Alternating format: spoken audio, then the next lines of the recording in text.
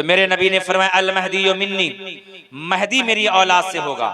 अजल अल जबहा, रोशन और चौड़ी पेशानी वाला होगा।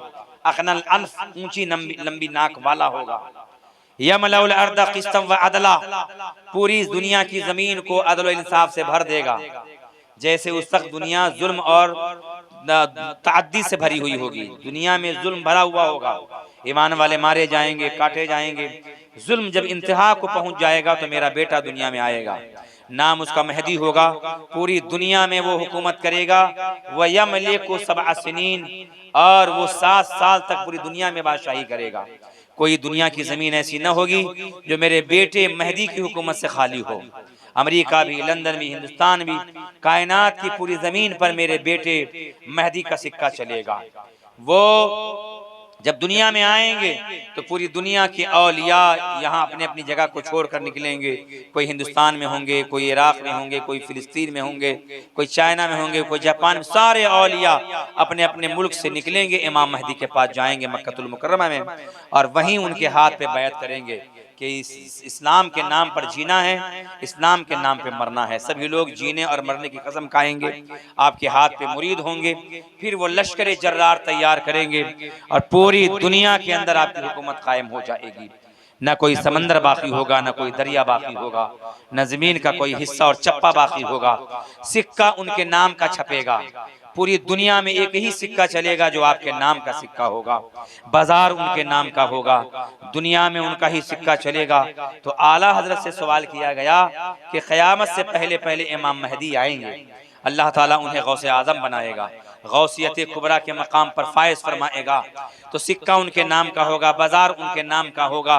तो ये बता दिया जाए कि क्या उस वक्त जब वली बनाए जाएंगे दुनिया में, तो क्या उन्हीं का सिक्का चलेगा विलायत पर, उन्हीं की मोहर चलेगी, वही जो है सनद देंगे, ताज देंगे। तो इमाम अहले सुन्नत रज़ी अल्लाह ताला अन्हु ने फतावा रज़विया जिल्द नंबर 12 में फतवा दिया कि नहीं, कुछ ऐसी खूबियां हैं जो अल्लाह ने शेख अब्दुल कादिर बगदाद वाले पीर ही को अता फरमाया है। इमाम महदी दुनिया में आ भी जाएंगे तो वली बनाने की अथॉरिटी शेख अब्दुल कादिर गौसे आज़म जिलानी के पास ही रहेगी। जो वली बनाए जाएंगे तो मोहर उन्हीं की लगेगी, ताज पोशी वही करेंगे, जांच पड़ताल वलियों के लिए वही करेंगे।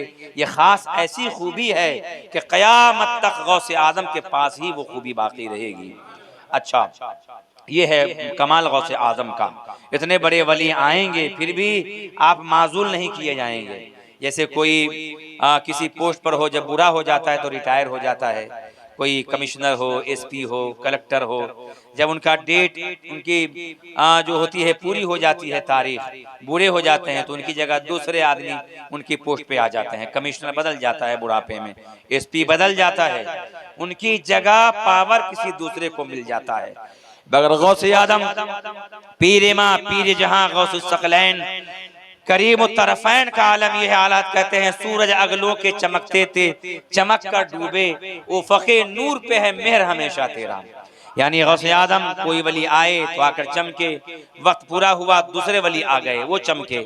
मगर ऐ मेरे गौसे आदम शेख अब्दुल कादिर जिलानी, आपकी विलायत का सूरज चमकता था, चमक रहा है, क़यामत तक चमकता ही रहेगा। सूरज अगलों के चमकते थे चमक कर डूबे, उफ़क़े नूर पे है मेहर हमेशा तेरा। तो ये जो पोस्ट है ये गौसे आदम के पास ही रहेगी इमाम महदी के आने के बाद भी। आज देखिए ईरान में, फ़िलिस्तीन में, मुल्क शाम में, गाज़ा में उनकी शान में मनक़बत पढ़ी जाती है। मरते हुए लोग, जुल्म मजलूम लोग रोज़ाना इमाम महदी को याद करते हैं, इमाम महदी कब आएंगे, कब हमें जुल्म से बचाएंगे। इमाम महदी का इंतज़ार हो रहा है दुनिया में। अब ये वक्त करीब होता जा रहा है कि इमाम महदी ज़ुहूर फरमाएं, इमाम महदी तशरीफ़ लाएं। इमाम महदी के आने के बाद भी गौसे आज़म का मकाम ऊंचा ही रहेगा। आला अज़ीमुल बरकत फरमाते हैं कि खूबी और है गौसे आज़म के पास में जो क़यामत तक किसी वली को अता नहीं होगा। और वो खूबी क्या है कि गौसे आज़म रज़ी अल्लाह तबारक व तआला अन्हु ने एक मरतबा बयान करते हुए मिंबर पर बैठे हुए थे। आपके मजमा में 70-70 हज़ार के लोग आया करते थे, 70,000 मजमा होता था। पहले आपने तकरीर शुरू की मस्जिद से, मस्जिद में आपने बयान शुरू किया, चंद ही लोग बैठे हुए थे। और आपने जिक्र शुरू किया, फिर मजमा बढ़ता गया, यहाँ तक कि शहर से बाहर ईदगाह में आपकी महफिल कायम हुई। शहर से बाहर जाना पड़ा, 70,000 मजमा होता था, 10,000 लोग आपकी तकरीर को बैठ कर लिखा करते थे। कलम होता था, 10,000 कलम होते थे, 10,000 दवात होता था, 10,000 लोग लिखने वाले मौजूद होते थे।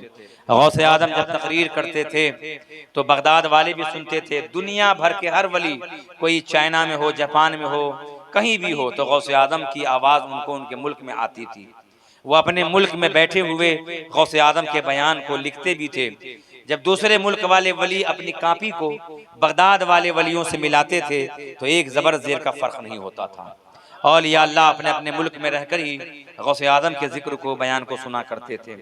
गौसे आदम रज़ी अल्लाह तबारक व तआला अन्हु की महफिल में जिन्नात भी आया करते थे, फरिश्ते भी आया करते थे, बड़ी धूमें मची होती थी।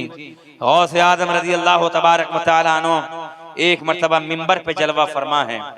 अचानक आपने ऐलान किया, कदमी हादही अला रक़बति कुल्ले वली इल्लाह, मेरा ये दोनों पैर सारे वलियों की गर्दनों पर है। गौसे आदम ने ऐलान किया, मेरा ये कदम सारे वलियों की गर्दनों पर है। जब ऐलान किया गौसे आदम ने, तो बाद में ख्वाब में बहुत सारे वलियों ने हुजूर को देखा। अर्ज किया, या रसूल अल्लाह, आपके बेटे अब्दुल कादिर ने ये ऐलान फरमाया है कि मेरा कदम सारे वलियों की गर्दनों पर है। तो मेरे आका सरवर कायनात तस्दीक फरमाई, हाँ हाँ वो सच है, वो सच फरमाया है। मेरा बेटा अब्दुल कादिर अपनी तबीयत से नहीं बल्कि अल्लाह के हुक्म से ये ऐलान फरमाया है। गौसे आदम ने ऐलान फरमाया, मेरा पैर तमाम वलियों की गर्दनों पर है। जितने लोग उस मजमा में मौजूद थे, वहाँ आपकी तकरीर सुन रहे थे, उनमें जितने औलिया अल्लाह थे एक एक करके उठने लगे और आगे बढ़ने लगे। गौसे आदम के पास, कुर्सी के पास पहुंच करके अपने घुटनों को रखते, अपने कंधे को झुकाते, गौसे आदम के कदम नाज को उठाकर अपने कंधे पे रखकर अपनी जगह पे चले जाते। उनमें जो सबसे पहले उठे हजरत शेख अली बिन हीती रज़ी अल्लाह ताला अन्हु हैं। वो सबसे जल्दी उठे अपनी महफिल से। महफिल में गर्दन झुकाने वाले सबसे पहले वली शेख अली हैं, जो गौसे आदम के बाद में गौस बने, कुतुबियत का ताज उन्हें पहनाया गया। और बगदाद के बाहर सबसे पहले गर्दन झुकाने वाले हजरत ख्वाजा मुइनुद्दीन चिश्ती अजमीरी रज़ी अल्लाह ताला अन्हु। सबसे पहले खुरासान की पहाड़ी पर गरीब नवाज रज़ी अल्लाह ताला अन्हु इबादत में थे, खुरासान की पहाड़ी पर जलवा फरमाते। वहाँ आवाज़ आई कि शेख अब्दुल कादिर गौसे आदम फरमाते हैं, कदमी हादही अला रक़बति कुल्ले वली इल्लाह, मेरा ये कदम सारे वलियों की गर्दनों पर है। तो गरीब नवाज हिंदुस्तान में खुरासान की पहाड़ी पर इबादत में थे, आवाज़ आई तो आपने वहीं पे अपनी गर्दन को झुकाया। इतना झुकाया, इतना झुकाया कि आपकी पेशानी जमीन पर लग गई और कहा, बल अला रासी व ऐनी, मेरे सरकार अब्दुल कादिर जिलानी, आपका कदम सिर्फ मेरे कंधे पर नहीं है बल्कि मेरी आंखों पर भी है, मेरे सर पर भी है। ये गरीब नवाज रज़ी अल्लाह ताला अन्हु ने फरमाया। तभी तो गौसे आदम खुश हुए और फरमाया, गयासुद्दीन के बेटे ने तमाम वलियों में गर्दन झुकाने में सबसे पहले पहल की, तो मैं उसे हिंदुस्तान की विलायत अता करता हूँ, हिंदुस्तान का बादशाह बनाता हूँ। ये शेख अब्दुल कादिर गौसुल आदम के कहने से ही मेरे आका सरवर कायनात ने हिंदुस्तान की विलायत गरीब नवाज को अता की। तो बाहर रहने वाले वलियों में सबसे पहले अपने कंधे को झुकाया गरीब नवाज ने, और महफिल में रहने वाले वलियों में सबसे पहले गर्दन झुकाई शेख अली बिन हीती रज़ी अल्लाह ताला अन्हु ने। अच्छा, उसकी वजह भी है क्यों झुकाई। जब वो दिल में ख्याल आया कि आज अच्छा मौका है कि गौसे आदम ने ऐलान फरमा दिया है कि मेरा कदम सारे वलियों की गर्दनों पर है, तो मुझे अब तक नहीं मालूम कि मैं वली हूँ कि नहीं, मुझे अपने वली होने का यकीन नहीं कि मैं हूँ कि नहीं। बहुत सारे वली ऐसे भी होते हैं जिनको पता नहीं होता है। जामे करामात औलिया में है कि बाज़ औलिया ऐसे भी हैं कि जिनको ज़िंदगी भर पता नहीं चलता कि मैं अल्लाह का वली हूँ। इंतकाल के बाद जब लोग कब्र में दफना के आ जाते हैं और उनकी आंखें खुलती हैं, तब उनको यकीन होता है कि मैं अल्लाह का वली हूँ। जब उन्हें बताया जाता है, बाज़ वलियों से अल्लाह ताला उनकी विलायत छुपा लेता है। वली को खुद नहीं मालूम होता कभी कभी कि मैं वली हूँ। ऐसे ऐसे वली भी होते हैं दुनिया में। कितने वली हैं जिन्हें नहीं मालूम कि मैं अल्लाह का वली हूँ। कब्र में जाने के बाद पता चलता है बाज़ों को कि मैं अल्लाह का वली हूँ। और अक्सर व बेशतर वलियों को मालूम चल जाता है, करामतें ज़ाहिर होती हैं, अल्लाह के हुक्म से बीमारों को शिफा देते हैं, अल्लाह के हुक्म से लोगों को बेटा देते हैं, अल्लाह के हुक्म से देते हैं। याद रखिएगा, जुमले पे गौर किया कीजिए, कोई भी काम बगैर अल्लाह की मर्जी के वली नहीं करते हैं, ये आपको अकीदा याद रखना है। तो गौसे आज़म रज़ी अल्लाह ताला अन्हु की महफिल में शेख अली बिन हीती ने ये कहा कि मुझे नहीं मालूम कि मैं वली हूँ कि नहीं, लेकिन आज अगर मैं जाऊंगा और उनके कदम को कंधे पे रखना चाहूंगा, अगर गौसे आदम ने अपना कदम मेरे गर्दन पे रख दिया तो यकीन हो जाएगा कि मैं अल्लाह का वली हूँ।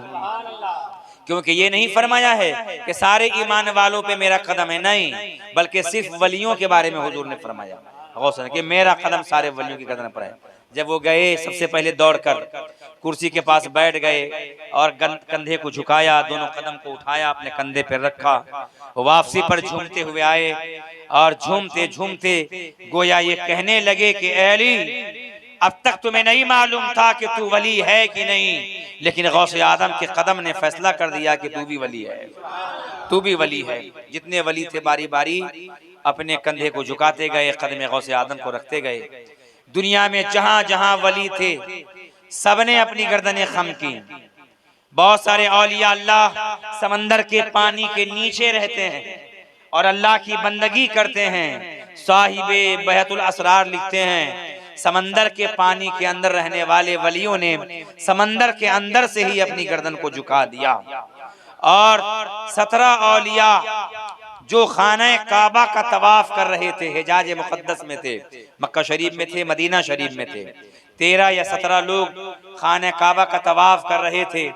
तवाफ करने के दरमियान में ही बगदाद शरीफ की तरफ से आवाज आई कि आवाज आती है गौसे आदम की, क्या वलियो सुन लो, मेरा मर्तबा इतना बुलंद कर दिया अल्लाह ने कि मेरा कदम सारे वलियों की गर्दन पर है, मेरे कदम के नीचे सारे औलिया हैं। जब आवाज आई तो सारे औलिया जो तवाफे काबा कर रहे थे, तवाफे काबा को रोका और रोक कर वहीं पे घूम गए बगदाद शरीफ की तरफ और वहीं पे अपनी गर्दन को झुका दिया सबों ने। अल्लाहु अकबर। अब आप सोचिए कि कितना ऊंचा मकाम है गौसे आदम का। आपके दिमाग में शायद ये सवाल आ सकता है, आपके दिल में ये सवाल आ सकता है कि वली अल्लाह के घर का तवाफ कर रहे थे, है कि नहीं? तवाफ अल्लाह की इबादत है, तो इबादत को छोड़कर गौसे आदम के लिए क्यों झुक गए, क्या वजह है? आपके दिमाग में एक सवाल आना चाहिए कि नहीं आना चाहिए कि तवाफ काबा अल्लाह की इबादत है, तो इबादत को छोड़ा वलियों ने, गौसे आदम के लिए अपनी गर्दन को झुकाया, ये क्या मामला है? तो जरा सा गौर करेंगे तो सवाल का जवाब आपको मिल जाएगा। सवाल का जवाब अपने आप आपको आ जाएगा कि बंदे नमाज क्यों पढ़ते? अल्लाह के हुक्म की वजह से। अल्लाह ने हुक्म दिया है कि 5 वक्त की नमाज पढ़ो। रोजा क्यों रखते हैं? 29 दिन 30 दिन भूखे क्यों रहते हैं?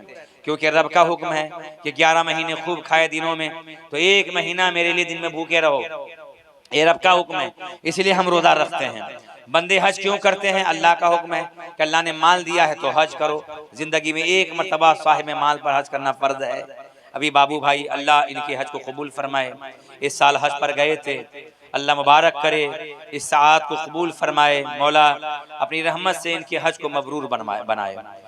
ये बड़ी खुशबख्ती की बात है कि अल्लाह ताला हम सबको जल्दी ही ये मुबारक सात हमें अता फरमाए कि हम भी हज पर जाएं, है कि नहीं? तो अगर माल वालों के पास माल है, इस्तिताअत है, जाने के लिए क़ुव्वत भी है, जा सकते हैं, तो हज फर्ज है। हम हज क्यों करते हैं? अल्लाह का हुक्म है कि नहीं? खाना काबा का तवाफ क्यों करते हैं? अल्लाह का हुक्म है, तो अल्लाह के हुक्म से ही करते हैं। तो जो अल्लाह के हुक्म से वली खाना काबा का तवाफ कर रहे थे, वो वली तवाफ को छोड़कर गौसे आदम के लिए क्यों झुक गए? वजह इसकी यह है कि जो वली जानते थे कि तवाफ़े काबा अल्लाह के हुक्म से कर रहे हैं, उन वली को यह भी पता था कि शेख अब्दुल कादिर गौसे आदम अपनी मर्जी से नहीं बोल रहे हैं कि मेरा कदम वलियों की गर्दन पर है, बल्कि अल्लाह ने हुक्म दिया है अब्दुल कादिर को कि अब्दुल कादिर ऐलान कर दो, मेरा हुक्म है कि तुम्हारा कदम सारे वलियों की गर्दनों पर है। तो तवाफ़े काबा भी अल्लाह के हुक्म से था और वलियों का गर्दन झुकाना भी अल्लाह के हुक्म से था, इसलिए तवाफ़े काबा को छोड़ा। और ये बाद में भी हो सकता है, तवाफ़े काबा फिर शुरू कर सकते हैं, लेकिन जब ये मौका हाथ से निकल जाएगा, ऐलान हो रहा है झुकाओ, तो वहीं पे सबके सब झुक गए। कोहे काफ में जितने वली थे, चेचेनिया के अंदर जो पहाड़ है जहाँ अल्लाह के वली इबादत करते हैं, जो निगाहों से एक पहाड़ दुनिया में ऐसा है जिसे दुनिया की निगाहें देख नहीं पाती हैं, वो चेचेनिया में है। वो पहाड़ का नाम कोहे काफ है। वहाँ औलिया अल्लाह इबादत करते हैं। वहाँ के भी सारे औलिया ने अपनी अपनी गर्दनें झुका दी। एक बुजुर्ग थे, हाजी साहब वक्त है ना, तबर्रुक आ गया नहीं आया है? हाँ, ये हर साल होता है आपका, है कि नहीं? आप तो फरमा रहे थे कि 12 बजे बयान हो जाएगा और जल्दी ही खत्म कर दीजिएगा और फिर फातिहा हो जाएगी, है कि नहीं? लेकिन हाजी साहब किसी न किसी बहाने से लंबी तकरीर करवा देते हैं, ये है कि नहीं? तबर्रुक जो है देर में लाते हैं ताकि जब तक ना आए तो बोलना ही पड़ेगा। आज एक खास बात ये भी है कि ईशा की नमाज के बाद 90 फीट रोड पे, जहां निरंकारी बस स्टॉप है उसके थोड़ा आगे रोड पे एक छोटी सी मस्जिद है, शहीद आजम, रोड नंबर 8 के सामने। वहाँ पे अजीमुशान गौसुल वरा कॉन्फ्रेंस मुनाकिद हो रही है, जिसमें नात पढ़ने के लिए साबिर रज़ा सूरत से तशरीफ ला रहे हैं और मेहमान खुसूसी औलाद गौसे आदम नबीर शहनशाह कोकन मखदूम मिल्लत फ़ातिह खानदेश अबुल हसनैन सैयद आले रसूल अब्दुल कादिर जिलानी। मैं इससे पहले भी हाजी साहब के मकान में उनके बारे में बता चुका हूँ कि वो गौसे आदम की नस्ल पाक से हैं। गौसे आदम के सबसे बड़े बेटे हजरत सैफुद्दीन अब्दुल वहाब जिलानी रदी अल्लाह ताला अन्हु हैं। आपने नाम सुना होगा। गौसे आदम ने 4 शादियाँ की, चारों से 49 औलाद पैदा हुई। हमने अपनी किताब में गौसे आदम की जो सीरत पर है तज़किरा गौसे आदम, उसमें मैंने लिखा है कि 49 औलाद में 27 बेटे और 22 लड़कियां हैं। उन तमाम औलाद में सबसे बड़े बेटे हजरत सैफुद्दीन सैयद अब्दुल वहाब जिलानी रदी अल्लाह ताला अन्हु, उनका मज़ार इराक़ में है। बाद लोगों ने कहा है कि नहीं, नागौर शरीफ में है। नागौर में एक जगह है तो वहाँ पे है, लेकिन किताबों के अंदर यही है कि गौसे आदम के बड़े बेटे का मज़ार भी इराक़ में है। हो सकता है कि नागौर में जो उनके नाम के सैयद सैफुद्दीन अब्दुल वहाब जिलानी हैं, हो सकता है उनके कोई हमनाम वली हों, समझे नहीं? सही रवायत यही है कि बड़े बेटे का मज़ार भी बगदाद शरीफ में इराक़ में है। तो गौसे आदम के बड़े बेटे सैयदना अब्दुल वहाब जिलानी की नस्ल पाक से हैं। इनके दादा, इनके जद्दे करीम मजमउल बरकात सैयदुस सादात सैयद अहमद कादरी रज़ी अल्लाह ताला अन्हुम बगदाद शरीफ से, जो गौसे पाक की 11वीं पुश्त में हैं, ये बगदाद शरीफ से आए थे कोकन के इलाके में। कोकन आप जानते होंगे, कोकन का एरिया रत्नागिरी के इलाके में, उधर पूरा कोकन का एरिया है, गोवा तक है वो। तो गोवा से पहले रत्नागिरी है, रत्नागिरी गोवा के दरमियान में एक स्टेशन है कनकोली, वहीं पे उतरा जाता है। आधे घंटे के रास्ते पे मसूरा शरीफ एक जगह है, टापू है, जजीरा है, समंदरी इलाका है। टापू पे, बीच टापू पे मज़ार उनके भतीजे का है सैयदना मुस्तफ़ा कादरी का, और समंदर के उस घाट पर हज़रत सैयदना अहमद कादरी का मज़ार है। वो 11वीं पुश्त में आदिल बादशाह के ज़माने में आए थे। वैजापुर का आदिल बादशाह, आपने नाम सुना होगा, उनके ज़माने में बगदाद शरीफ से आए थे। तो उन्हीं की नस्ल पाक से हैं वो सैयद साहब, जो आज अपने इलाके गवंडी में 90 फीट रोड पर 8 नंबर के सामने रोड पर ही उनकी महफिल मुनक़िद होने वाली है। फ़िलहाल बम्बई में रहते हैं। उनका गाँव तो वही है कोकन में, मसूरा शरीफ में, जिस बस्ती में है 2 साल अल्हम्दुलिल्लाह उर्स में जा चुका हूँ। 10 मई से लेकर 12 मई तक उर्स होता है। उनकी करामतें आज भी ज़ाहिर होती हैं। बे औलाद अगर सिद्क़ दिल से मन्नत मांग ले कि अल्लाह मुझे औलाद दे दे, और मैं मन्नत मांगता हूँ कि 3 बकरे की नियाज मैं पेश करूँगा, एक गौसे आदम के नाम से, एक उन्हीं के नाम सैयद अहमद कादरी के नाम से, एक उनके भतीजे सैयदना मुस्तफ़ा कादरी के नाम से, 3 बकरे की नियाज, 45 किलो बासमती चावल। कोई दिल से मन्नत मांग ले तो मैंने जिस किसी को भी आज तक 7 साल में जिन जिन लोगों को ये मन्नत बताई, अल्लाह ने हर एक को औलाद से नवाजा है। कोई ऐसी मन्नत वाले लोग नहीं है कि जिनको अल्लाह ने औलाद न दिया हो। तो वो आस्थाना है, दारुशिफा है, या आस्थाना है, तो उन्हीं की नस्ल पाक से आज गवंडी में, शिवाजी नगर में 8 नंबर रोड के सामने 90 फीट पर औलाद गौसे आदम सैयद अब्दुल कादिर जिलानी तशरीफ़ ला रहे हैं। 38 साल की उम्र है, 10 लाख से ज़्यादा उनके मुरीदीन हैं। हर महीने में कोई न कोई गैर उनके हाथ पे इस्लाम कबूल करता है। पिछले हफ्ते में मैं साथ में था, 17 दिन के बाद मैं 2 दिन पहले लौटा हूँ प्रोग्राम करके। 17 तकरीरें उनके साथ में किया, पूरे खंडवा सेंधवा से लेकर के पूरे इलाके में। 17 अक्टूबर से लेकर 27 अक्टूबर तक फिर से उनके साथ में मेरे दौरे होने वाले हैं। इंदौर में, रतलाम में, उज्जैन में, पूरे इलाके में 10 तकरीर और है उनके साथ में। तो अल्हम्दुलिल्लाह वो नौजवान सय्यद हैं, उनके हाथों पर 100 से ज़्यादा कुफार व मुशरिकीन तौबा कर चुके हैं और मुसलमान बन चुके हैं। अगर आपको मैसर हो तो आज आप तशरीफ़ लाइए, उनकी ज़ियारत कीजिए, ज़ियारत से फैज़याब होइए। तो मैं ये अर्ज़ कर रहा था कि गौसे आदम ने जब ऐलान फरमाया कि मेरा ये कदम सारे वलियों की गर्दनों पर है, तो उस ज़माने में एक वली बहुत मशहूर थे, शेख शुएब अबू मदियन अल मगरबी रज़ी अल्लाह तबारक व तआला अन्हु। उनका लक़ब था शेखुल मगारिब, यूरोप के शेख, और गौसे आदम का लक़ब है शेखुल मशारिक़, मशरिक़ के शेख। वो बुजुर्ग अपनी खानकाह में थे, मुरीदों के दरमियान में थे, बयान कर रहे थे। आवाज आई बगदाद शरीफ की तरफ से कि मेरा कदम सारे वलियों की गर्दनों पर आए।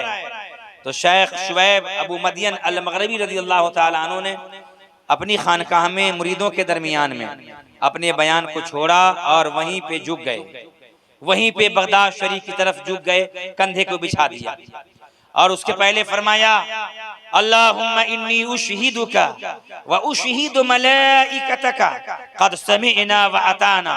ए अल्लाह, मैं तुझे और तेरे फरिश्तों को गवाह बनाता हूँ कि मैंने भी अब्दुल कादिर की आवाज सुनी और मैंने अभी अपनी गर्दन को झुकाई है। सुभान अल्लाह, वो भी अपनी गर्दन को झुका लिया गौसे आदम के लिए।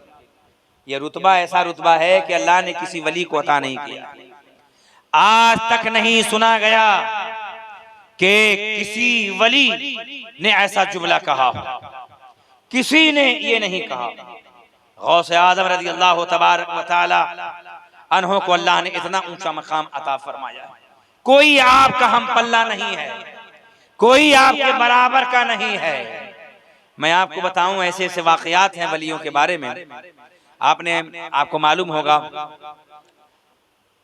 कि वलियों में एक से बढ़कर एक वली हुए, लेकिन गौसे आदम की तरह ऊंचा बुलंद बाला मकाम किसी को अता नहीं हुआ। एक बुजुर्ग हैं, उनका पंजाब के सरहदी इलाके में मज़ार है, जिनका नाम है शेख निजामुद्दीन नारनौलवी रज़ियल्लाहु ताला अन्हु। ये पहुंचे अजमेर शरीफ और फातिहा पढ़ रहे थे ख्वाजा पाक की बारगाह में। अचानक एक नात खान ने नात पढ़ना शुरू कर दी, तो ऐसा कलाम पेश किया कि उनको वज्द आ गया, वज्द, और एक पैर पर रक्स करने लगे, वो झूमने लगे। वज्द जब तारी हो जाए तो आदमी अपने आप में नहीं रहता है। एक पैर पर वो वज्द में आ गए, झूमने लगे। जब वज्द खत्म हुआ और वज्द खत्म होने के बाद बैठे तो देखा कि उनकी विलायत और उनके दरमियान में पर्दा आ गया, विलायत खत्म हो चुकी है। वो बिल्कुल अचंभे में पड़ गए। गरीब नवाज की बारगाह में अर्ज करते हैं, ख्वाजा आपकी बारगाह में कोई वली आए दर्जा बुलंद हो जाता है, अगर इस मंजिल पे हो तो उस मंजिल पे पहुंच जाता है। मैं आपकी बारगाह में आया तो मेरी विलायत कहाँ चली गई? मेरी विलायत नजर नहीं आ रही है, पर्दा आ गया, हिजाब आ गया। गरीब नवाज करम कर दो, क्या हो गया? तो ख्वाजा पाक की बारगाह में मुराकबा किए तो गरीब नवाज का जलवा नजर आया। गरीब नवाज ने कहा रुको मैं देखता हूँ क्या हो गया। ख्वाजा पाक ने बताया, ए निजामुद्दीन, मामला ये हुआ कि जहाँ पे तुम्हें वज्द आया वहीं पे एक देहाती बैठा हुआ था। उस देहाती के रुमाल में कुछ पैसे बंधे हुए थे। वो पैसा शेख अब्दुल कादिर बगदाद वाले गौसे आदम की नियाज के पैसे थे, वो नियाज के पैसे थे। और जब तुझे वज्द आया तो तेरा पैर उस पैसे पे लग गया था जो गौसे आदम की नियाज के रुपये थे। तो अल्लाह को ये गवारा न हुआ कि उसके महबूब मरगूब बंदा शेख अब्दुल कादिर के नियाज के पैसे की बेअदबी हो, इसलिए अल्लाह ने तेरी विलायत पे पर्दा डाल दिया।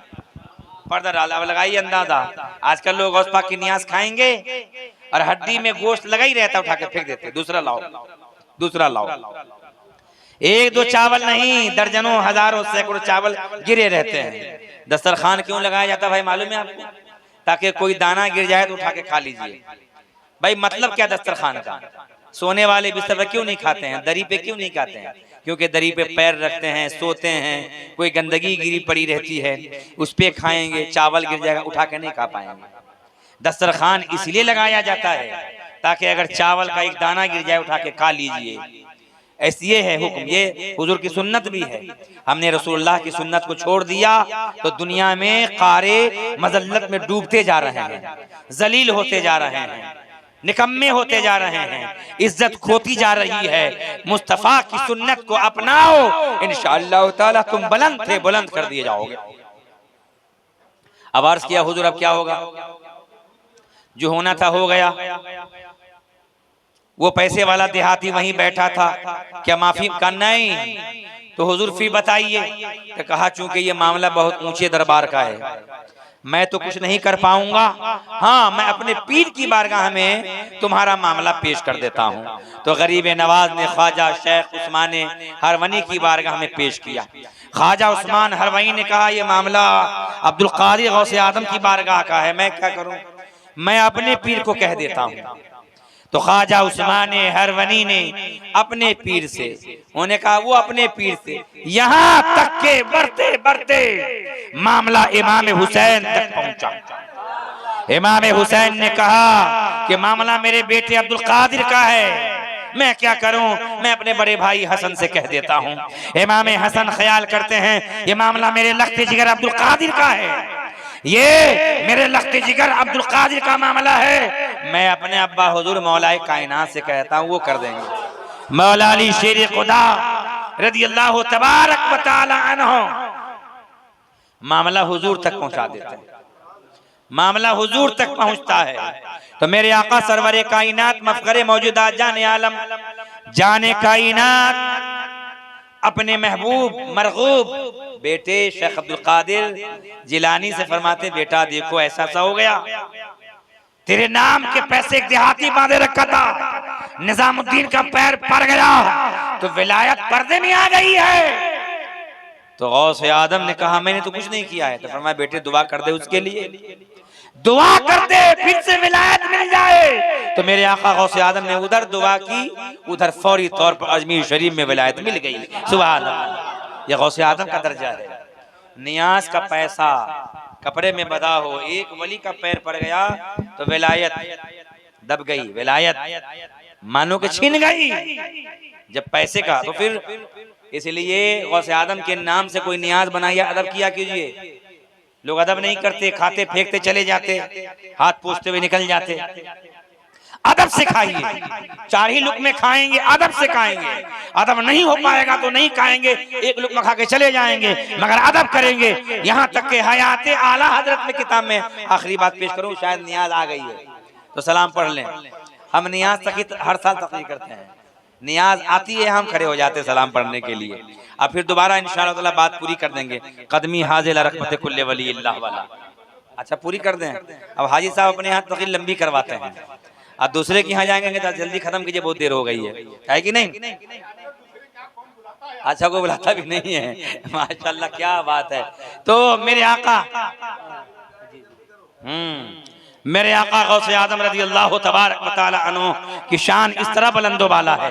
हयाते आला हजरत किताब के अंदर है, सैयद ज़फ़रुद्दीन बिहारी लिखते हैं कि एक मर्तबा बरेली शरीफ में नियाज हुई, और हलवे की नियाज, तोशा मुबारक की नियाज कहते हैं। आला मिंबर पे थे, तख्त पे बैठे हुए थे, अचानक देखा कि आप उतर गए।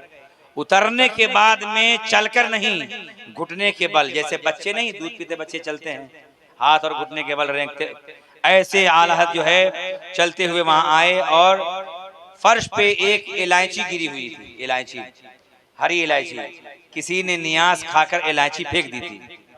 गौसे आदम की नियाज में से हलवा खाकर इलायची फेंक दी थी, तो निगाह पड़ गई आला हजरत की, तो तख्त से उतरकर घुटनों के बल चलते हुए इलायची के पास पहुंचे और अपनी जबान से उसे उठाकर खा लिया।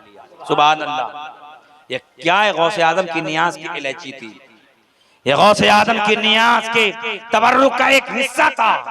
तो आला हज़रत ने सिखा दिया कि गौसे आदम की नियाज का अदब ऐसे करना चाहिए, गौसे आदम की नियाज का अदब इस तरह होना चाहिए, गौसे आदम की नियाज की ताज़ीम होनी चाहिए। अल्लाह तबारक व तआला हमें और आपको भी अदब की तौफीक अता फरमाए। तो शेख अबू मदियन अल मगरबी रज़ी अल्लाह तआला अन्हु झुक गए, अपनी गर्दन झुकाई और ये अर्ज किया कि मौला मैं गवाह बनाता हूं तुझे तेरे फरिश्तों को कि हमने भी इताअत की, गर्दन झुकाई है। जब सर को उठाया तो लोगों ने पूछा हुजूर क्या हो गया था आपको, अभी तक़रीर कर रहे थे, अचानक अल्लाह को फरिश्तों को गवाह बनाने लगे। फरमाया मैंने देखा कि बगदाद शरीफ में कुर्सी पर शेख अब्दुल कादिर जिलानी बैठे हुए हैं, वो फरमा रहे हैं कि मेरा कदम सारे वलियों की गर्दनों पर है, तो मैंने भी गर्दन झुकाई। मैंने पहले पूरी दुनिया को देखा, पूरी जमीन का चप्पा चप्पा देखा कि औलिया अल्लाह क्या कर रहे हैं। तो जहां जहां वली थे मैंने देखा कि सारे वली अपनी अपनी गर्दन झुकाए हुए हैं। कोई वली अपने घर में है तो घर में ही झुके हैं बगदाद शरीफ की तरफ, कोई खानकाह में है तो मैंने देखा कि खानकाह में ही झुके हैं बगदाद मोहल्ला की तरफ। कोई वली दरिया में है तो मैं देखा दरिया में झुके हुए हैं। कोई वली जंगलों बयाबान में है तो मैंने देखा जंगल में झुके हैं बगदाद मोहल्ला की तरफ। मैंने दुनिया के पहाड़ को देखा तो देखा जो वली पहाड़ पे हैं झुके हैं बगदाद मोहल्ला की तरफ। जमीन के हर चप्पा चप्पा में जहां जहां मैंने देखा हर वली को देखा कि झुके हैं बगदाद मोहल्ला की तरफ। तो मैंने सोचा ये जमीन के वलियों का हाल है, जरा आसमान को देखो कि आसमान पे जो औलिया रहते हैं, जिन वलियों की रूहें आसमान पे रहती हैं, जो दुनिया में आकर जा चुके हैं और आसमान पे रहते हैं, उनका क्या आलम है। तो कहते हैं मैंने पहले आसमान को देखा, दूसरे आसमान को देखा, तीसरे आसमान को देखा, सातवें आसमान को देखा। जितने वली आसमानों पर थे वो हैं आसमान पर झुके हुए थे बगदाद मोहल्ला की तरफ। जब मैंने आसमान के वलियों को देख लिया, जमीन के वलियों को देख लिया, तो मैंने सोचा अब मजार वाले वलियों को देखो, जो वली अपनी अपनी कब्रों में हैं, अपने अपने मजारों में हैं। तो मैंने दुनिया के मजारों को देखा तो देखकर हैरान रह गया।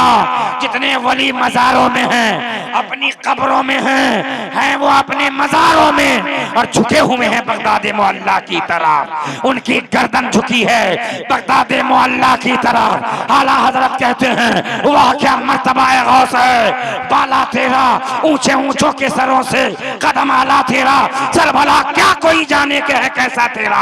औलिया मनते हैं आंखें वो है तलवा तेरा, और गौसे आजम शान इस तरह बुलंद है आपकी, सारे जहां सारे अख्ताबे जहां करते हैं काबा का तवाफ, काबा करता है तवाफे दरे वाला तेरा। और परवाने हैं जो होते हैं काबा पे निसार, शमा एक तू है कि परवाना है काबा तेरा। गौसे आजम का दीवाना अल्लाह हम सबको बनाए, उनकी दीवानगी में गुलामी में जिंदगी गुजारने की तौफीक अता फरमाए और उन्हीं की मोहब्बत में मौत अता फरमाए।